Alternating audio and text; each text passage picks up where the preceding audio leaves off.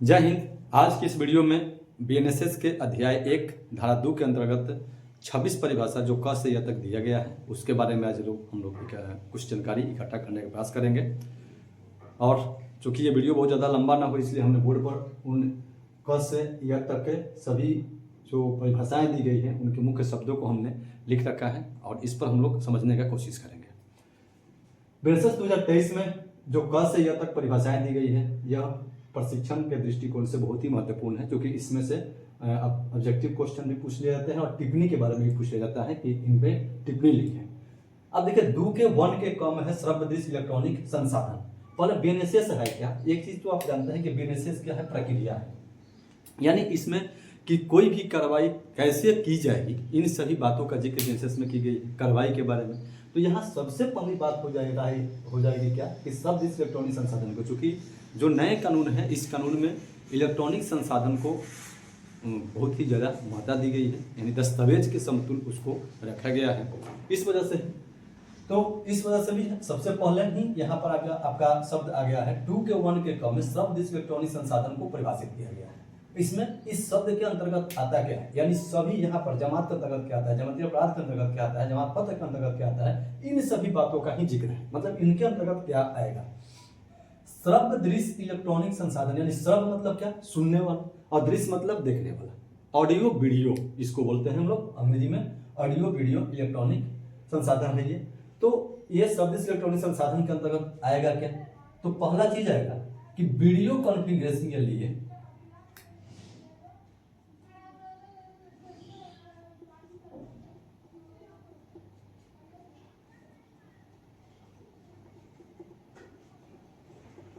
Video conferencing के प्रयोजन के लिए जो भी संसाधन होंगे, यानी वीडियो कॉन्फ्रेंसिंग के प्रयोजन के लिए जो संसाधन, जो युक्ति का हम लोग प्रयोग करेंगे वो भी किसके अंतर्गत आएगा, शब्द इलेक्ट्रॉनिक के अंतर्गत आएगा। दूसरा पहचान, यानी अभियुक्त के पहचान करना उसके लिए, या फिर तलाशी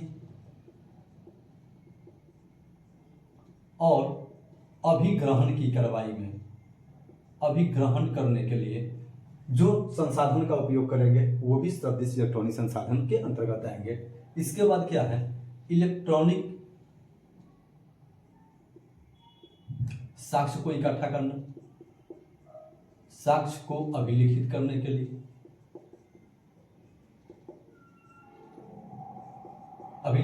के लिए, जो संसाधन उपयोग करेंगे वो हो गया। उसके बाद जो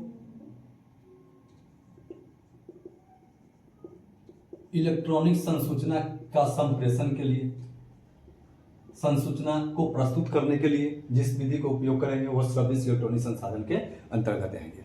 यानी इसके अंतर्गत कहा गया है कि शब्द इलेक्ट्रॉनिक संसाधन के अंतर्गत वीडियो कॉन्फ्रेंसिंग के प्रयोजन के लिए पहचान, तलाशी और अभिग्रहण के लिए, साक्ष्य को अभिलिखित करने, इलेक्ट्रॉनिक संसूचना को प्रेषित करने के लिए जिस संसाधन को उपयोग किया जाएगा वह क्या है, शब्द इलेक्ट्रॉनिक संसाधन है। या इस प्रकार के किसी अन्य कार्रवाई के लिए जिस संसाधन का उपयोग किया जाएगा वह क्या होगा, वह होगा शब्द इलेक्ट्रॉनिक संसाधन के अंतर्गत होगा। साथ ही इसमें उल्लेख किया गया है कि विधि द्वारा कोई अन्य संसाधन भी इसके अंतर्गत आएंगे, यानी कोई विधि के द्वारा अन्य संसाधन भी जिसके द्वारा ये सभी कार्रवाई की जा सकती है वह सभी क्या आएंगे, शब्द इलेक्ट्रॉनिक संसाधन के अंतर्गत आएंगे। तो पहला बात हो गया कि क्वेश्चन हो गया कि शब्द इलेक्ट्रॉनिक संसाधन को बीएनएसएस के किस धारा में परिभाषित किया गया है। तो शब्द इलेक्ट्रॉनिक संसाधन को बीएनएसएस के धारा 2 क्लोज 1 सब क्लोज क में परिभाषित किया गया है। ठीक है। दूसरा पे है जमानत। दूसरा इसका शब्द क्या है, 2 के 1 के ख में जमानत को डिफिनेशन किया गया है। जमानत में सबसे महत्वपूर्ण बात क्या होगी कि जमानत जब भी देंगे तो कोई अधिकारी देंगे। पहला क्या, कौन दे सकते हैं, अधिकारी या न्यायालय के मजिस्ट्रेट देंगे। ठीक है। अब जब ये कोई अधिकारी या न्यायालय क्या करते हैं, किसी अपराध के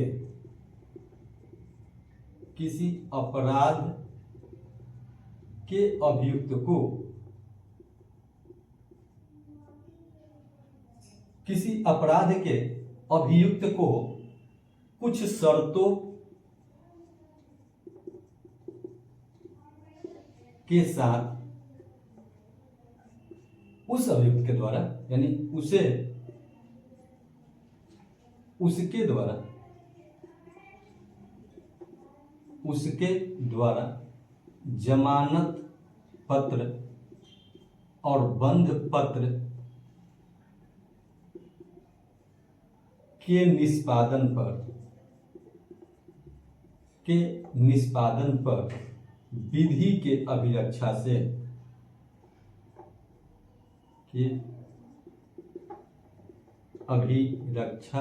से छोड़ा जाना। यानी 2K1 के ख में जमानत को परिभाषित किया गया है, जिसमें उल्लेख किया गया है कि किसी अपराध के अभियुक्त को कोई अधिकारी या न्यायालय के द्वारा कुछ शर्तों के अनुसार उस अपराध के अभियुक्त के द्वारा जमानत पत्र एवं बंध पत्र के निष्पादन के पश्चात विधि के अभिरक्षा से छोड़े जाने की कार्रवाई को ही क्या कहलाता है? जमानत कहा जाता है। ठीक है, तो 2K1 के ख में जमानत को परिभाषित किया गया है।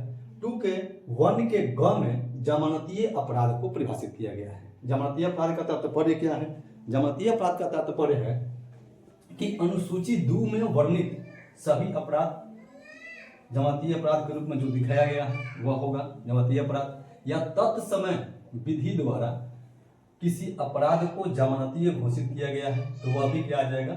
जमानतीय अपराध। यानी जमानतीय अपराध के अंतर्गत क्या आ जाएगा? पहला तो आ जाएगा कि अनुसूची 1 में वर्णित जमानतीय के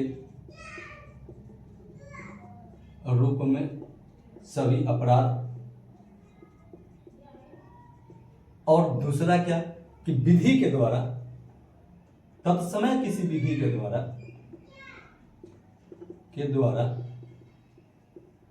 जमानतीय बनाया गया अपराध। अब थोड़ा सा ध्यान दीजिएगा कि ग में कहा गया कि जमानतीय अपराध है। जमानतीय अपराध कौन सा होगा? अनुसूची 1 में जो वर्णित है कि यह अपराध क्या है? जमानतीय है, वही अपराध क्या होगा? जमानतीय होगा। यानी बीएनएसएस का वैसा अपराध जो अनुसूची 1 में जमानतीय दर्शाया गया है वह क्या होगा? जमानतीय अपराध होगा। या विधि के द्वारा जमानतीय बना दिया गया है, ठीक, केंद्र सरकार या राज्य सरकार के किसी विधि के द्वारा उस अपराध को क्या कर दिया गया है? किसी अपराध को जमानतीय बना दिया गया है तो वह भी अपराध क्या है? जमानतीय है। इसके बाद है घ में जमानत पत्र को परिभाषित किया गया है। 2K1 के घ में जमानत पत्र को परिभाषित किया गया है। जमानत पत्र का मतलब क्या होता है कि जमानत पत्र का मतलब होता है कि किसी यानी जमानत प्रतिभूति के साथ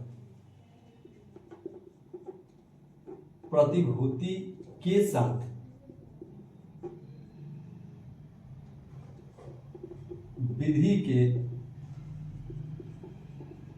अभिरक्षा से छोड़े जाने का वचनबद्ध पत्र। ठीक है, यानी जमानत पत्र क्या है? एक ऐसा पत्र है जिसमें प्रतिभूति के साथ विधि की अपेक्षा से किसी व्यक्ति को यानी किसी अभियुक्त को छोड़ा जाता है। ठीक है, दूसरा आता है क्या? बंध पत्र। अब ये दोनों में अंतर पूछता है। बंध पत्र भी देख लीजिए, यानी प्रतिभूति के बिना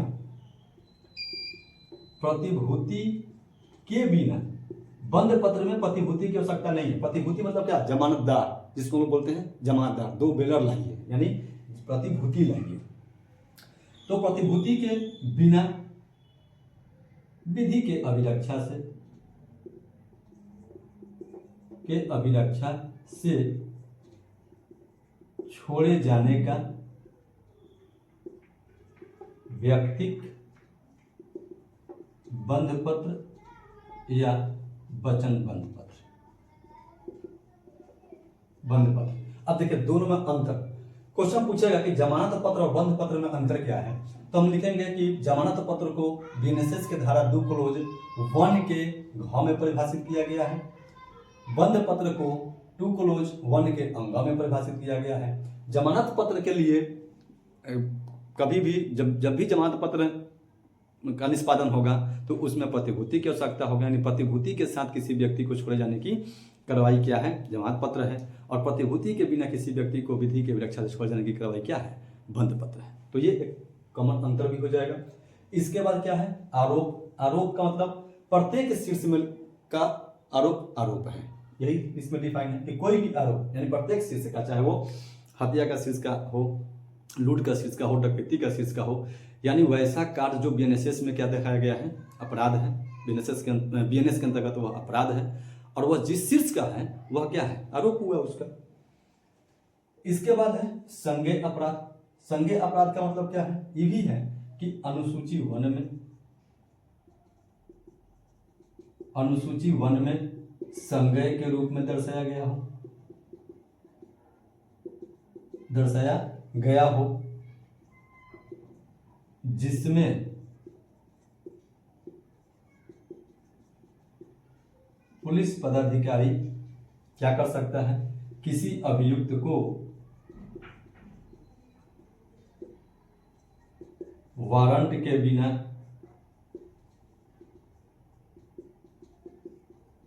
गिरफ्तार कर सकता है या इस मामले का अन्वेषण कर सकता है यानी अनुसंधान कर सकता है। ठीक है, तो वह सभी अपराध क्या होंगे, संज्ञेय अपराध हो गए, और इसके अलावा जो अपराध होंगे वह क्या होगा, असंज्ञेय अपराध होगा। ठीक है, तो यहाँ तक हम लोगों ने देखा, 6 तक देखा। 2 के 1 के ख में श्रवदी से टॉनिक को, ख में जमात को, ग में जमाती अपराध को, घ में जमात पत्र को, अंग में बंध पत्र को, च में आरोप को, छ में असंज्ञेय अपराध को परिभाषित किया गया है। ज में परिवार को परिभाषित किया गया है। परिवार का मतलब क्या है, परिवार का मतलब है कि यदि कोई व्यक्ति, अब इसके लिए क्या क्या शब्द देखिए आता है, शब्द यहाँ पर बहुत जरूरी है। जब भी आप इसका डिफिनेशन लिखिए तो जो इसके अंतर्गत तो शब्द आते हैं उन शब्दों का जरूर जिक्र कीजिए, और यदि आप शब्द के बारे में जानकारी रखिएगा तो निश्चित तौर पर इस चीज को डिफाइन आप कर दीजिएगा, इसमें कहीं बुरा नहीं है।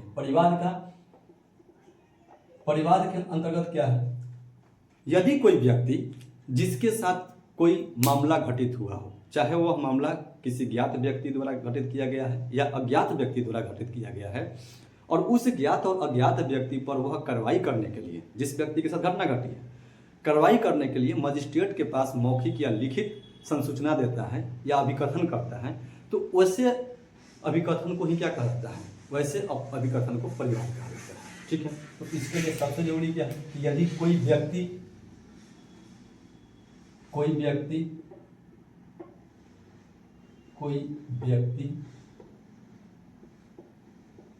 किसी अपराध के लिए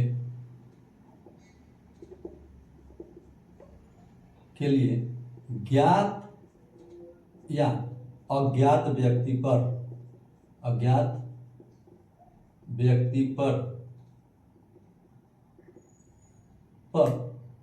कार्रवाई के लिए मजिस्ट्रेट के समक्ष लिखित या मजिस्ट्रेट को लिखित या मौखिक अभिकथन करता है तो वह क्या होगा, परिवाद होगा। परंतु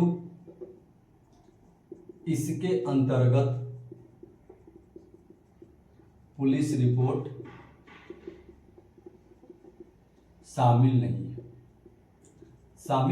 नहीं है। ठीक है, यानी कोई व्यक्ति किसी व्यक्ति पर कार्रवाई करने के लिए किसी भी अपराध, कोई भी अपराध उसके साथ घटित होता है, संज्ञेय हो या असंज्ञेय अपराध हो, कोई ज्ञात व्यक्ति या अज्ञात व्यक्ति द्वारा उसके साथ अपराध किया जाता है, और उस पर कार्रवाई करने के लिए यदि कोई व्यक्ति मजिस्ट्रेट के समक्ष लिखित या मौखिक अभिकथन करता है तो वह क्या हुआ, परिवाद हुआ। ठीक है, अब यहाँ पर एक चीज समझिए, कोई घटना घटित हो गई और अनुसंधान के बाद कोई घटना घटित हो जाता है, घटना हो गया, अन्वेषण के बाद यह मामला क्या हो जाता है, फाइनल हो जाता है कि यह मामला असंज्ञेय हो गया या फॉल्स हो गया या तथ्य की भूल हो गया, यानी फाइनल हो गया, तब इसमें जो फाइनल प्रतिवेदन पुलिस के द्वारा जो सबमिट की जाती है वह प्रतिवेदन क्या हो गया, परिवाद हो गया।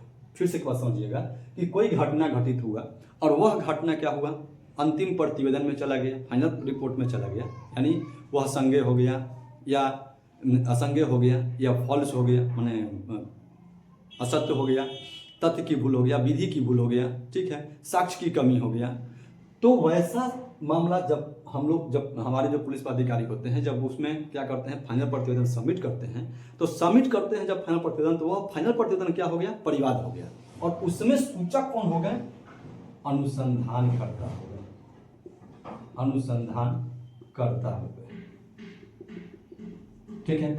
अब कभी क्वेश्चन पूछ देता है कि यदि पुलिस के द्वारा किसी मामले में असंज्ञा समर्पित की जाती है तो उसमें वह असंज्ञा क्या होगा, परिवाद होगा। इस प्रकार से ऑप्शन में पूछ देगा, परिवाद होगा कि सूचना होगा कि ये आरोप होगा, तो इस प्रकार से में क्या हो जाएगा, वह परिवाद हो जाएगा। या फिर पूछ देगा कि उस परिवाद में पुलिस क्या हो गए, तो पुलिस परिवादी हो गए, ठीक है, पुलिस क्या हो गए, परिवादी हो गए। तो इसमें सबसे बेसिक जानकारी क्या होनी चाहिए कि परिवाद जो है ज्ञात अज्ञात किसी पर भी लाया जा सकता है, ठीक है। यह कहाँ लाया जाएगा, मजिस्ट्रेट के समक्ष लिखित या मौखिक अभिकथन के रूप में लाया जाएगा, यानी लिखित रूप से या मौखिक रूप से दिया जा सकता है। इसके अंतर्गत क्या शामिल नहीं है, तो पुलिस रिपोर्ट शामिल नहीं है। तो परिवाद बहुत ही महत्वपूर्ण है, और परिवाद पिछले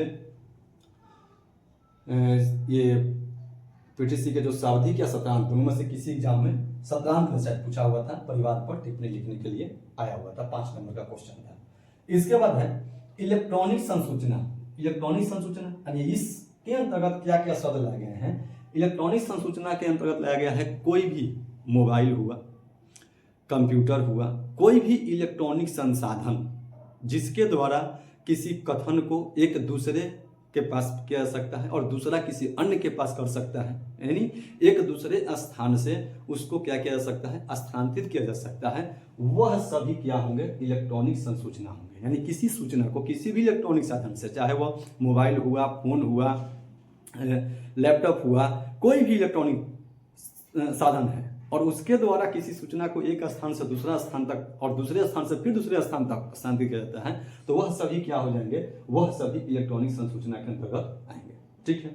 उच्च न्यायालय में क्या कहा गया है, इसमें कहा गया है कि राज्य सरकार के राज्य में उच्च न्यायालय होंगे, और इसमें कहा दिया गया कि किसी यदि उच्च न्यायालय के अंतर्गत किसी अन्य को भी उसमें शामिल किया गया है तो उसका वहां तक अधिकार होगा, ठीक है।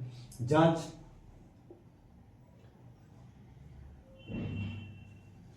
अब 50 हम लोग का जांच यानी बीएनएसएस के एक के टर्म में जांच को परिभाषित किया गया है, यानी विचारण से भिन्न सभी कार्रवाई क्या है, जांच है। विचारण से भिन्न सभी कार्रवाई जांच है।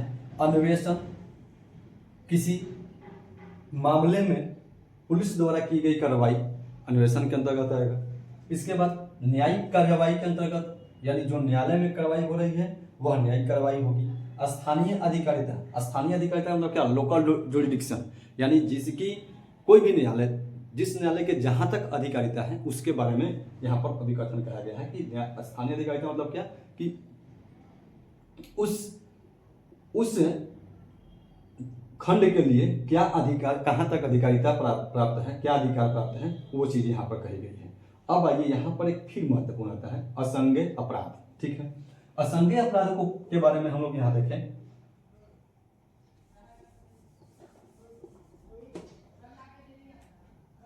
क्योंकि ये पूछता है कि संज्ञेय और असंज्ञेय अपराध में अंतर क्या है, इसलिए भी बहुत जरूरी है।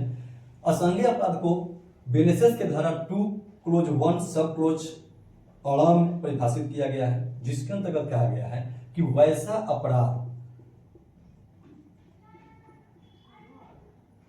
जो अनुसूची 1 में असंज्ञेय दिखाया गया हो, असंज्ञेय दिखाया गया है या उल्लेख किया गया है, अथवा विधि द्वारा, किसी विधि द्वारा उस अपराध को असंज्ञेय बना दिया गया है, तो वह सभी अपराध क्या होंगे, असंज्ञेय अपराध भी होंगे, ठीक है। इसमें अब आएगा कि संज्ञेय और असंज्ञेय अपराध में अंतर क्या है, तो हम कहेंगे क्या कि संज्ञेय अपराध को बीएनएसएस के धारा 2 क्लोज 1 सब क्लोज 6 में परिभाषित किया गया है। असंज्ञेय अपराध को बीएनएसएस के धारा 2 क्लोज 1 सब क्लोज अ में परिभाषित किया गया है। संज्ञेय अपराध के अंतर्गत ये जितने भी केस दर्ज होंगे उसमें क्या करेगी पुलिस, बिना वारंट के गिरफ्तार कर सकती है और अन्वेषण कर सकती है। असंज्ञेय अपराध में जो मामले दर्ज होते हैं उसमें पुलिस बिना वारंट के किसी को गिरफ्तार नहीं कर सकती है और बिना न्यायालय के आदेश में उसमें अन्वेषण नहीं कर सकती है। तो ये सभी अंतर है। और यहाँ पर हम एक विधि के द्वारा हो गया। दूसरा हम लोग बात लिख सकते हैं कि बिना वारंट के पुलिस गिरफ्तार नहीं कर सकती है, गिरफ्तार नहीं करेगी। दूसरा, अन्वेषण नहीं करेगी बिना आदेश के। ठीक है, तो ये बेसिक उसमें अंतर है आपको किसमें, संज्ञेय अपराध में और असंज्ञेय अपराध में। अब आइए यहाँ पर हम चलते हैं अधिसूचना यानी राजपत्र में प्रकाशित सभी सूचनाएं क्या है, अधिसूचना राजपत्र में जो भी प्रकाशित होता है वह सभी क्या हो जाएंगे, अधिसूचना के अंतर्गत आ जाएगा। यानी 2K1 सब प्रोस्तम में अधिसूचना को परिभाषित किया गया है और जिसके अंतर्गत क्या किया गया है कि राजपत्र में प्रकाशित जो भी होंगे वह अधिसूचना के अंतर्गत आएंगे। अपराध के बारे में हमने पहले भी समझा चुका है कि अपराध यहाँ हमें परिभाषित किया गया है जिसके अंतर्गत कहा गया है कि वह कृत्य जिससे किसी व्यक्ति को क्षति होती है, हानि पहुंचती है, वह क्या है, अपराध है। और जो BNSS के अंतर्गत क्या होगा, दंडनीय होगा, वो सभी क्या हो जाएंगे, वह अपराध के श्रेणी में आएगा। ठीक है, पुलिस थाने का भारसाधक यहाँ पर बहुत इंपॉर्टेंट है। पुलिस थाने का भारसाधक 2K1 के द में परिभाषित किया गया है। अब देखिए पुलिस थाने का भारसाधक जब पढ़िएगा तो जब आप आएगा कि थाना प्रभारी के बारे में टिप्पणी लिखने के लिए, उसमें भी यह बहुत धारा इंपॉर्टेंट होगा कि 2K1 के द में पुलिस थाने के थाना प्रभारी के बारे में उल्लेख किया गया है। और इसमें उल्लेख किया गया है कि पुलिस थाने के भारसाधक जो होंगे वह सिपाही से ऊपर के पद के होंगे, ऊपर के पद के होंगे यानी इनसे ऊपर के पद के होंगे। ठीक है, अब आइए अब यहाँ पर थोड़ा सा और बात को समझिए कि यदि मान के चलिए कि किसी थाने के थाना प्रभारी पुलिस अवर निरीक्षक हैं और इनकी तबीयत खराब हो जाती है, तब इनके स्थान पर जो वहां पर इनके बाद जो पुलिस अवर निरीक्षक होंगे वो हो जाएंगे, उनकी भी तबीयत खराब हो जाती है। यानी अब वहां पर पुलिस अवर निरीक्षक उस थाने में अब नहीं है, सभी लोगों की अचानक तबीयत खराब होती है, सभी लोग कहीं चले जाते हैं। अब बचते हैं यहाँ पर क्या, सहायक अवर निरीक्षक। तो जो इसमें वर्गीय होंगे सहायक अवर निरीक्षक, उनको थाना प्रभारी का भार मिल जाएगा। ठीक है, तो यहाँ पर इन चीजों का आ गया है कि पुलिस थाने के भारसाधक अधिकारी कौन होंगे, यानी सिपाही के पद से ऊपर की पंक्ति के जो होंगे वह पुलिस थाने के भारसाधक अधिकारी होंगे। अब स्थान के अंतर्गत क्या, सभी स्थान के अंतर्गत सभी स्थानों को लाया गया है। ठीक है, इसमें आपको स्थान के अंतर्गत सभी स्थानों को लाया गया है और इसके अंतर्गत कहा गया है क्या कि यदि अब वाहन में, जैसे वाहन से कोई अंदर में बैठा हुआ जा रहा है या फिर जलयान में कोई बैठा हुआ है, उन सभी जगहों को भी इसमें ला दिया गया है। ठीक है, पुलिस रिपोर्ट यानी पुलिस द्वारा जो रिपोर्ट समर्पित की जाती है उसको पुलिस रिपोर्ट के अंतर्गत लाया गया है। यानी जो हम लोग दैनिकी कांड दैनिकी बनाते हैं या फिर अंतिम रिपोर्ट समर्पित करते हैं, उन सभी के बारे में यहाँ पर कहा गया है पुलिस रिपोर्ट में। आगे पढ़िएगा तो 193 पढ़ने के लिए मिलेगा। ठीक है, मतलब BNSS के अध्याय 13 जो है यह अनुसंधान से संबंधित, इसमें सभी बातें हैं, यानी 173 से लेकर के और उसमें 95 तक में ये सभी बातें उल्लेख किया गया है कि मतलब प्राथमिकी दर्ज होने से लेकर के उसमें आरोप पत्र समर्पित करने, इन सभी चीजों का वहाँ चर्चा है। तो 193 के 3 में जो हम लोग चार्जशीट सबमिट करते हैं उसके बारे में जिक्र है और वही क्या हुआ, पुलिस रिपोर्ट हुआ। अब आइए पुलिस थाना, यानी राज्य सरकार द्वारा जिस स्थान के लिए कोई चौकी हुआ, पुलिस चौकी हुआ और उसको थाना घोषित किया जाता है तो वह क्या हो गया, पुलिस थाना के लिए हो गया। लोक अभियोजक का मतलब क्या है, यहाँ पर BNSS के धारा 18 में लोक अभियोजक को परिभाषित किया गया है, यानी लोक अभियोजक के अंतर्गत लाया गया है। अब इसमें लोक अभियोजक के लिए हम मतलब ये जब 18 पढ़ाएंगे तो उसमें पूरा विस्तार से चलेंगे, लेकिन एक सबसे महत्वपूर्ण चीज है कि लोक अभियोजक जब भी होंगे यह क्या होंगे, तो ये कम से कम जिनको 7 साल का एक्सपीरियंस प्राप्त होगा वही लोक अभियोजक होंगे। फिर विशेष लोक अभियोजक का भी होता है। ठीक है, तो विशेष लोक अभियोजक के लिए 10 साल का एक्सपीरियंस की आवश्यकता होती है। तो ये सभी चीज़ें होती हैं, इसमें हम लोग अभियोजक में देखेंगे, थोड़ा विस्तार से इसको समझने की कोशिश करेंगे। ठीक है।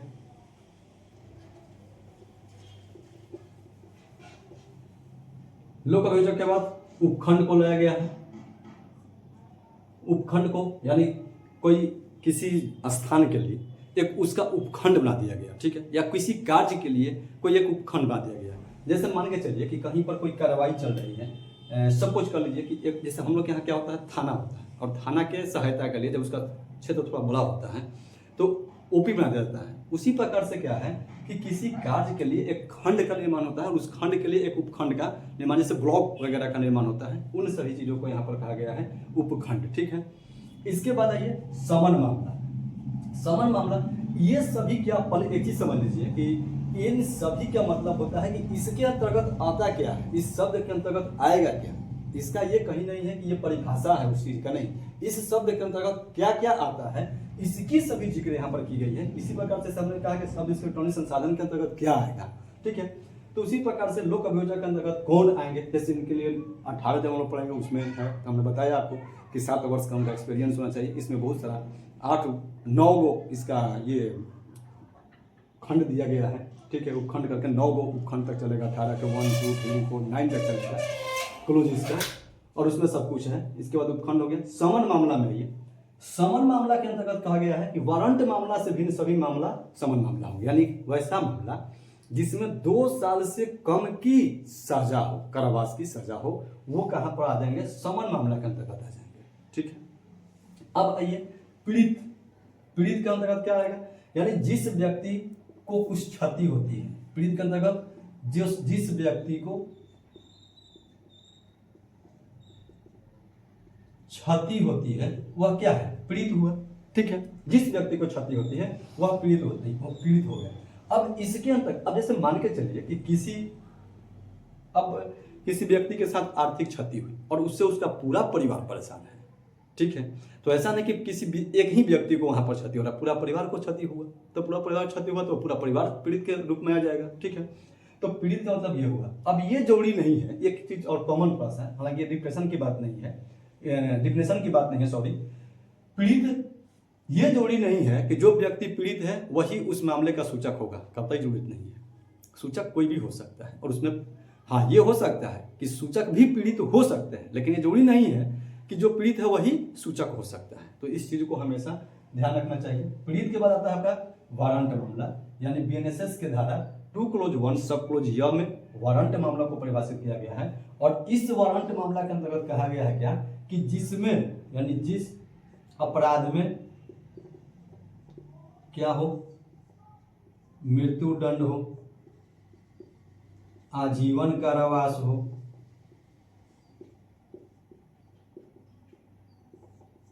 या 2 वर्ष से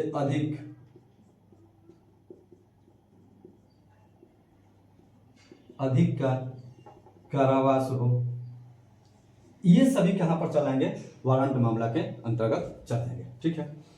तो हम लोग आज की इस वीडियो में बीएनएसएस के धारा 2 सब क्लोज 1 में 26 डिफिनेशन को हम लोगों ने क्या किया, समझने की कोशिश किया, और उस डिफिनेशन के अंतर्गत कौन कौन से शब्द आ रहे हैं इसके बारे में हम लोगों ने समझने की कोशिश किया। और निश्चित तौर पर यदि आपको उस डिफिनेशन में कौन कौन से शब्द आते हैं यदि यह जानकारी है तो आप अगर उस पर कुछ टिप्पणी लिखने के लिए आती है तो आप निश्चित तौर पर ही लिख लेंगे। और इसमें सबसे महत्वपूर्ण आपका यदि देखा जाए तो शब्द इलेक्ट्रॉनिक संसाधन महत्वपूर्ण, जमानत, जमानतीय अपराध, जमानत पत्र और बंद पत्र बहुत ही महत्वपूर्ण है, क्योंकि इसमें अंतर पूछ दिया जाता है। तो इसको बारीकी से याद रख लीजिएगा कि कहाँ कहाँ क्या डिफिनेशन है, इसमें प्रतिभूति चाहिए, इसमें प्रतिभूति की आवश्यकता नहीं है। फिर संज्ञेय मामला और असंज्ञेय मामला को पूछ दिया जाता है कि संज्ञेय मामला और असंज्ञेय मामला में क्या अंतर है। तो 2 क्लोज 1 सब क्लोज 6 में संज्ञेय मामला को परिभाषित किया गया है, जबकि 2 क्लोज 1 सब क्लोज 12 में आपको असंज्ञेय मामला को परिभाषित किया गया है। संज्ञेय मामला में पुलिस किसी व्यक्ति को वारंट के बिना गिरफ्तार कर सकती है या किसी आदेश के बिना उसमें अन्वेषण कर सकती है। असंज्ञेय मामला में पुलिस किसी व्यक्ति को वारंट के बिना गिरफ्तार नहीं कर सकती है। असंज्ञेय मामला में पुलिस किसी आदेश के बिना अन्वेषण की कार्रवाई नहीं कर सकती है। तो इसको थोड़ा याद रखिएगा। इलेक्ट्रॉनिक संसूचना के अंतर्गत क्या क्या आ सकते हैं, तो सभी डिवाइस इलेक्ट्रॉनिक संसूचना के अंतर्गत आ सकते हैं, जिसके माध्यम से हम क्या कर सकते हैं, चित्रण कर सकते हैं या लिख सकते हैं। तो इन सभी चीज़ों को यहाँ पर लाया गया है इलेक्ट्रॉनिक संसूचना में, ठीक है। जांच, अन्वेषण, न्यायिक कार्रवाई, स्थानीय अधिकारिता, असंज्ञेय अपराध के बारे में हम लोग समझ गए। अधिसूचना के बारे में हम लोग समझ गए, राजपत्र में जो प्रकाशित होता है अधिसूचना हो गया। पुलिस थाना थोड़ा इंपॉर्टेंट होता है कि पुलिस थाने के भारसाधक अधिकारी के बारे में कहाँ पर चर्चा है, तो 2 क्लोज 1 सब क्लोज द में पुलिस थाने के भारसाधक अधिकारी के बारे में चर्चा है।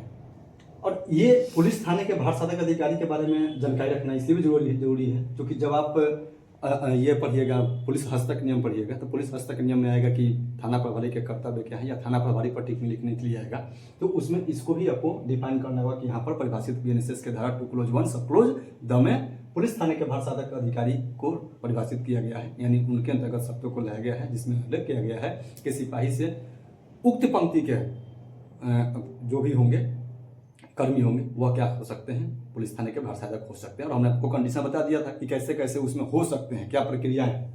इसके बाद ये इंपॉर्टेंट के बाद आप इधर से फिर चलिए, स्थान पुलिस रिपोर्ट हो गया, पुलिस थाना लोक अभियोजक थोड़ा इंपॉर्टेंट हो जाता है क्योंकि लोक अभियोजक में आपको 9 उपखंड लगभग दिए गए हैं, जिसमें सब कुछ हुआ है क्या कि अब इसमें देखिए लोक अभियोजक हम थोड़ा पढ़ाएंगे डिटेल से भी, तो उसमें आएगा, लेकिन थोड़ा सा और जानकारी के लिए बताता हूँ। लोक अभियोजक की नियुक्ति कौन कर सकता है, ये उसमें ऑप्शन में देगा। तो लोक अभियोजक की नियुक्ति करता है कौन, आपको केंद्र सरकार और राज्य सरकार करती है, और इसमें भी क्या है, न्यायालय से प्राप्त होने के बाद, आदेश प्राप्त के बाद ही ये नियुक्ति करते हैं। फिर उसमें है कि लोक अभियोजक के लिए क्या चाहिए उनकी, तो भाई 7 वर्ष तक के कम से कम हुआ, मतलब ये क्या बोलते हैं एडवोकेट का, यानी वकालत के अंतर्गत व्यवसायिक रह चुके हैं तो उनको होगा। और सबके पैनल तैयार होता है जिला मजिस्ट्रेट के पास, और उसके अंतर्गत जिला में लोक अभियोजक होते हैं, सहायक लोक अभियोजक होते हैं। तो इन सभी को हम चर्चा करेंगे जब हम लोग बीएनएसएस के धारा 18 को पढ़ेंगे तब, ठीक है।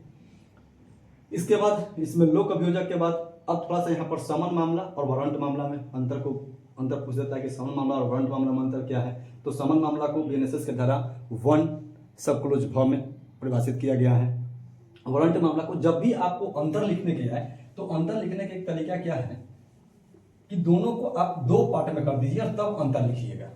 2 पार्ट में कर दीजिएगा, जैसे पीड़ित, ये जैसे समन मामला और वारंट मामला, तो हम एक साइड में लिखेंगे समन मामला और दूसरे साइड में लिखेंगे वारंट मामला, ठीक है। और इस प्रकार से हम 1 by 1 अंतर दर्शाते जाएंगे, ठीक है, क्रमवार हम लोग अंतर दर्शाते जाएंगे, तो उसमें थोड़ा सा लगता है कि बेहतर प्रदर्शन होता है और अच्छा अंक प्राप्त होता है सब में।